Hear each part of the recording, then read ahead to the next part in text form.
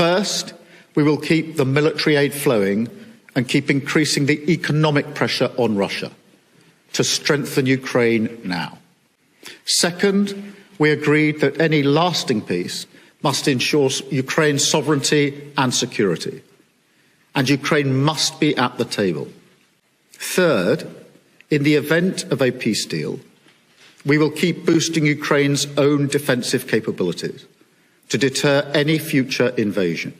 Fourth, we will go further to develop a coalition of the willing to defend a deal in Ukraine and to guarantee the peace. Not every nation will feel able to contribute, but that can't mean that we sit back. Instead, those willing will intensify planning now with real urgency. The UK is prepared to back this with boots on the ground and planes in the air, together with others. Europe must do the heavy lifting.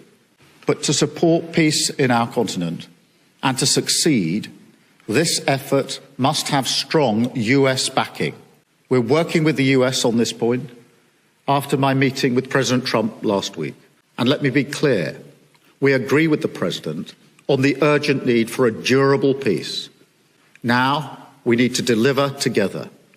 Finally, we agreed that leaders will meet again very soon to keep the pace behind these actions and to keep working towards this shared plan. We are at a crossroads in history today.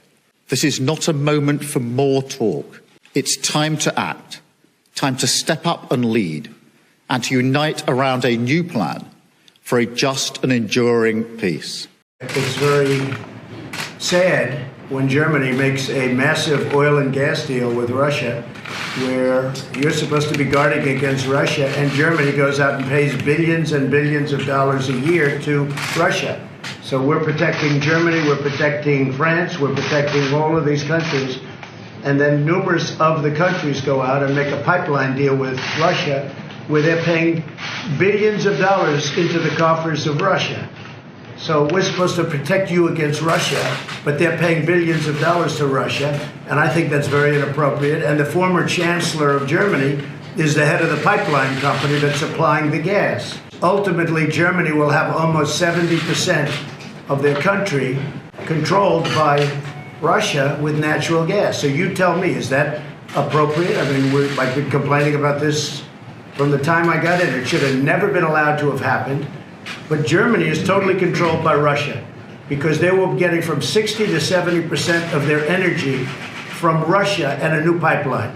And you tell me if that's appropriate, because I think it's not. And I think it's a very bad thing for NATO, and I don't think it should have happened. I think we have to talk to Germany about it. On top of that, Germany is just paying a little bit over 1%, whereas the United States, in actual numbers, is paying 4.2% of a much larger GDP.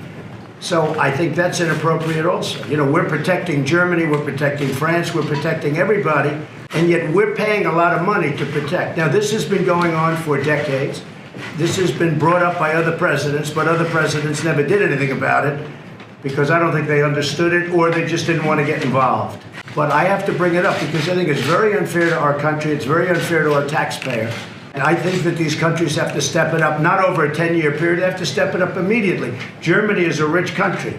They talk about they're going to increase it a tiny bit by 2030. Well, they could increase it immediately tomorrow and have no problem. I don't think it's fair to the United States. So we're going to have to do something because we're not going to put up with it. We can't put up with it, and it's inappropriate.